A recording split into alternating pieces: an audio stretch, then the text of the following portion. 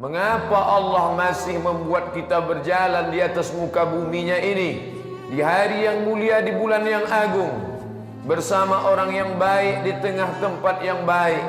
Mengapa Allah masih membuat kita hidup di atas muka bumi ini?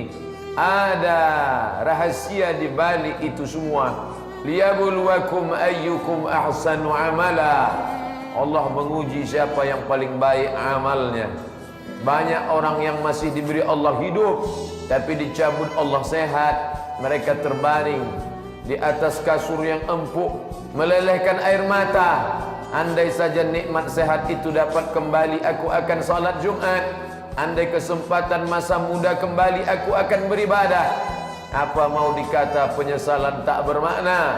Lan tarji'al ayyamul lati madat, yang lalu tak terulang kembali. Air mata darah mereka teteskan, yang lampau tak akan kembali pulang. Begitulah penyesalan tak bermakna. Ada yang umurnya panjang, badannya sehat, tapi juga dalam keadaan musafir, perjalanan panjang, tugas luar kota yang tak dapat ditinggalkan, tuntutan mencari nafkah untuk anak dan istri. Maka mereka juga berlinang air mata di atas bis, berjalan, melihat masjid penuh sesak orang berjamaah, tapi hati iba, mengapa aku tak dapat melaksanakan tugas? Allah Ta'ala memberi mereka keringanan karena mereka musafir, dituntut untuk meninggalkan solat Jumat. Mereka dapat menggantinya dengan fardu zuhur. Tapi ada orang-orang yang dilaknat Allah Subhanahu wa Ta'ala, badannya sehat, umurnya panjang, rezekinya lancar, tidak ada tuntutan, tapi dia tetap meninggalkan dengan sukarela, dengan senang hati, tanpa dosa. Ini orang-orang yang sudah dicap hatinya, ditutup Allah Subhanahu wa Ta'ala. Man taraka salatal jumu'ah, siapa yang meninggalkan salat Jumat salasa maratin tahawunan, tanpa ada uzur syar'i, tanpa ada yang dibenarkan oleh ajaran Islam, murni karena sifat menurutkan hawa nafsu dan kelalaiannya kepada Allah, taba'allahu ala qalbi, maka Allah mengunci hati mereka. Inilah hukuman yang tidak disangka sebagai hukuman.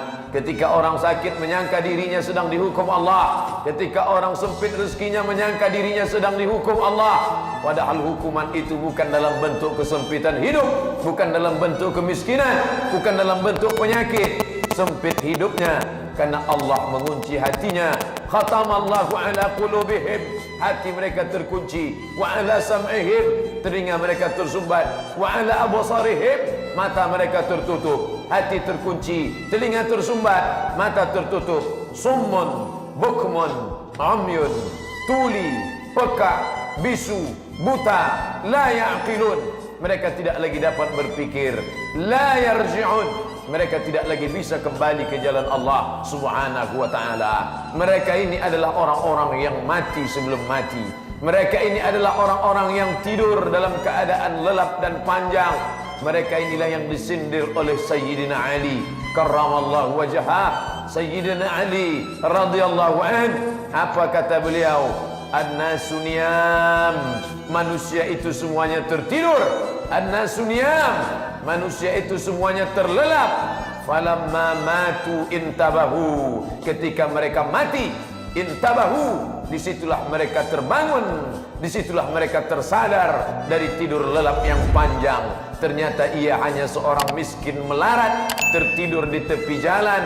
Lalu kemudian dalam tidur panjangnya itu dia merasa sedang tidur di sebuah istana yang mewah, berada di atas kasur buludur yang tebal, dialas dengan sutra yang lembut, dikelilingi oleh para bidadari. Lalu dia tersenyum bangga. Dia lupa dia dalam keadaan tertidur pulas. Lalu mulutnya mengucapkan kata-kata yang indah, matanya berlinang. Dia mengatakan, ini nikmat besar, aku dalam keadaan nikmat yang luar biasa. Dia tidak sadar dia dalam mimpi yang panjang. Mulutnya mengigau, orang sekelilingnya terheran-heran. Dia mengatakan, inilah kenikmatan. ternyata kenikmatan itu dia rasakan hanya menjelang tidurnya selesai. Begitu orang ribut membuka pintu, maka dia pun terjaga dan terbangun. Ternyata dia hanyalah seorang gembel gelandangan yang tidur di depan ruko pengusaha yang kaya dan mewah. Saat itu barulah dia tersadar, aku ternyata dalam tidur yang panjang. An-nasu niyam, semua manusia itu seperti orang tertidur. Fa idza matu, ketika mereka mati, intabahu, mereka pun terbangun dari tidur yang panjang. Itulah yang dikatakan Allah Subhanahu wa taala, wa idzal qubur bu'tsirat, ketika semua yang dikubur bangkit. Wa idzal qubur bu'tsirat, ketika semua yang dikubur ditiupkan sangkakala, mereka bangkit lagi menghadap Allah. Pada saat itu mereka pun tahu, alimat nafsum ma qaddamat wa akharat. Disitulah baru mereka semua sadar apa yang sudah diperbuat, apa yang sudah dilakukan, apa yang sudah dilaksanakan. Ternyata kehidupan yang singkat pendek tak bermakna, tidak dapat menolong mereka di hadapan Allah Subhanahu wa taala. Ketika azab itu sudah sampai kepada mereka, mata mereka melihat bagaimana sakitnya azab, telinga mereka mendengar pekikan teriakan sakitnya azab. Mereka pun berkata, Rabbana, Rabbana, ya Rabb kami, absarna, mata kami sudah melihat sakitnya azab, wa sami'na, telinga kami sudah mendengar pekikan teriakan sakitnya azab. Farji'na, kembalikan lagi kami ke dunia, na'mal salihan, kami ingin beramal saleh. Balikkan lagi kami ya Allah. Kalau kau kembalikan kami ke dunia, berapa lama engkau ingin kembali ke dunia? Laula akhartani ila ajalin qarib, beri aku batas waktu qarib, bukan ba'id. Dia minta qarib, sedikit saja. Andai boleh sehari saja, jika tidak dapat sehari, setengah hari saja. Andai tidak dapat setengah hari, sesaat saja. Andai tidak dapat sesaat, satu kali sujud pun jadilah. Laula akhartani ila ajalin qarib, beri aku waktu yang singkat pendek. Fa as-saddaqa, seandainya waktu singkat itu aku diberikan, fa as-saddaqa, aku akan bersedekah, aku akan berinfak, aku akan berwakaf, aku akan berzakat, aku akan berwasiat, aku akan hibahkan, aku akan berikan hartaku itu ya Allah, aku akan berikan tenagaku itu untuk berzikir, aku akan fokuskan untuk beramal. Tapi saat itu penyesalan tak lagi bermakna. Wa akum minas salihin, aku ingin beramal saleh. Allah sudah mengecapnya menjadi orang yang durhaka. Pada saat itu dia hanya tinggal menerima azabnya saja. Wasiqal ladzina kafaru ila jahannam zumara, saat itu mereka pun digiring ke dalam neraka Jahannam, neraka yang sudah sedia. Hal mim mazid, adakah lagi yang mau masuk? Hal mim mazid, adakah lagi yang ingin menambah? Silakan. Kuota neraka masih cukup untuk menerima siapa saja. Isma syi'ta fa innaka mayyit, hidup semaumu, hidup sesukamu, karena kau akan menjadi mayat. Ketika kau menjadi mayat, kau akan hidup lagi menghadap Allah Subhanahu wa taala. Wa in kullun lamma jami'un ladaina muhdarun, semuanya akan dihadirkan, semuanya akan didatangkan, semuanya akan dihidupkan. Sanggupkah Allah menghidupkan tulang belulang yang sudah mati dimakan cacing tanah, yang sudah ditelan kerak perut bumi selama ratusan ribu tahun lamanya? Semua begitu mudah bagi Allah. Dzalika 'alallahi yasir, semua itu begitu mudah dan sepele bagi Allah. Dia cukup mengatakan innama amruhu idza arada syai'an ayyaqula lahu kun fayakun. Saat itu semuanya bangkit menghadap Allah Subhanahu wa taala.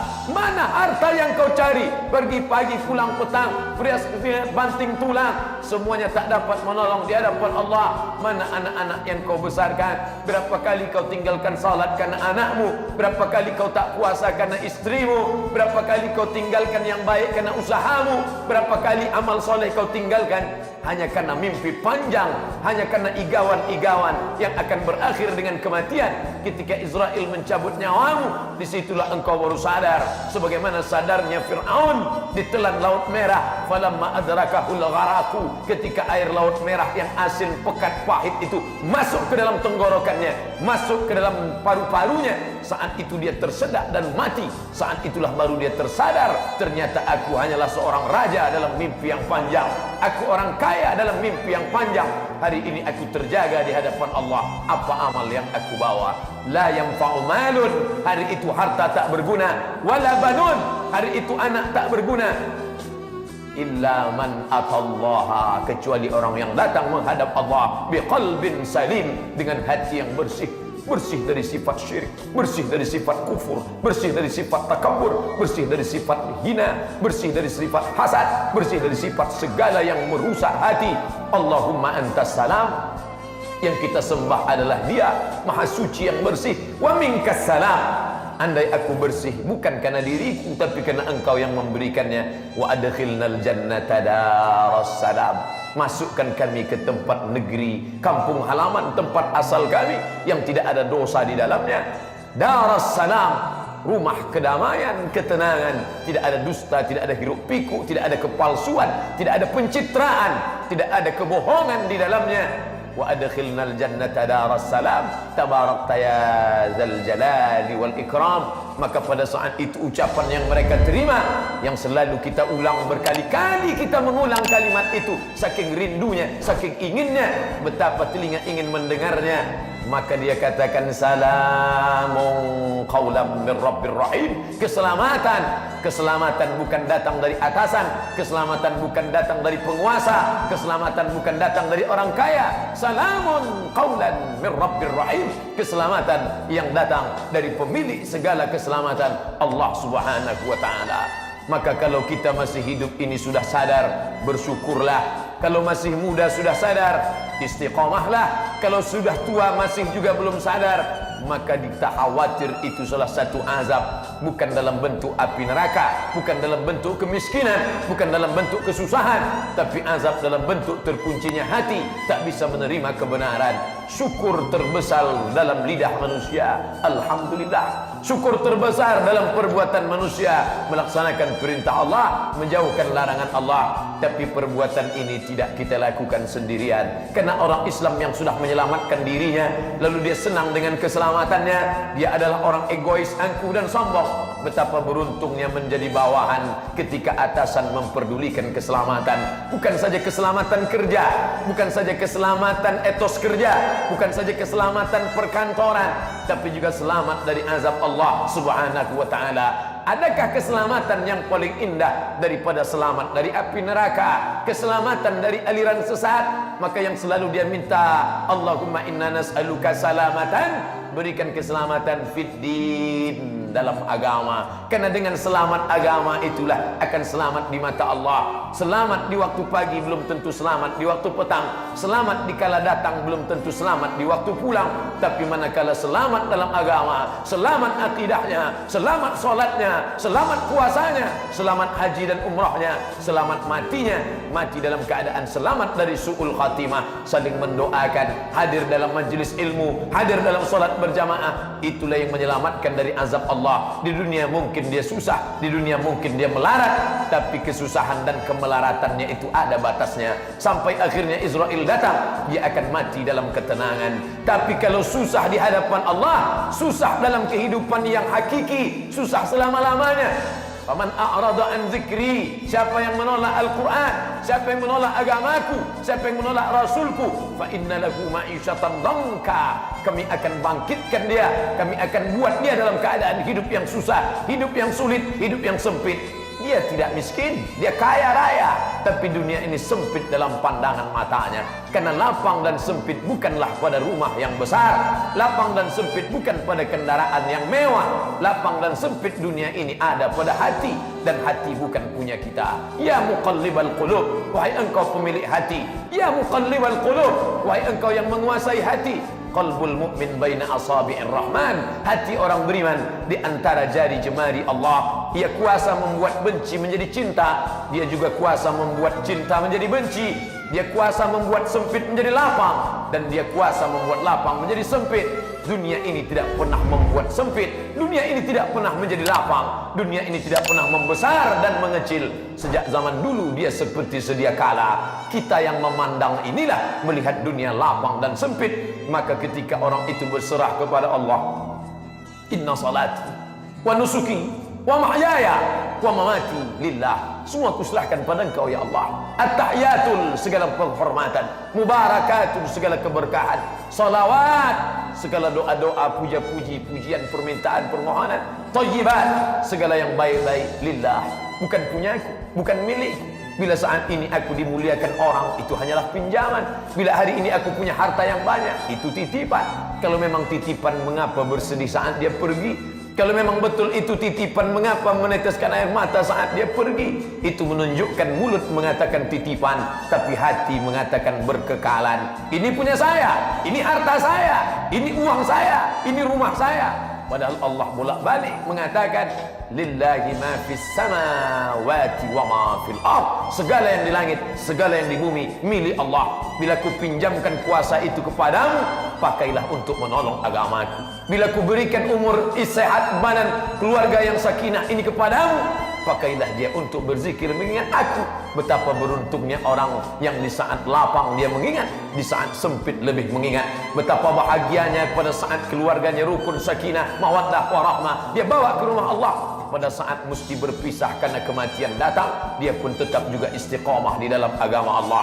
Adapun orang yang senang, bahagia, bersyukur kepada Allah, kaya raya membuatnya dekat dengan Allah, miskin melarat tidak membuatnya kufur kepada Allah. Begitulah kalau istiqamah sudah masuk ke dalam hati. Menjadi penguasa tidak membuatnya lupa, menjadi rakyat jelata tidak membuatnya sengsara. Karena senang dan susah hanya pada pandang manusia, hakikatnya dia selalu bersama Allah. Ma'iyatullah. Aku tidak akan merasa tersanjung dengan mulianya aku di hadapan manusia. Aku juga tidak akan terhina dengan dihinakan orang banyak, karena yang penting adalah pandangan Allah ke dalam hatiku. Itulah agaknya ucapan orang beriman.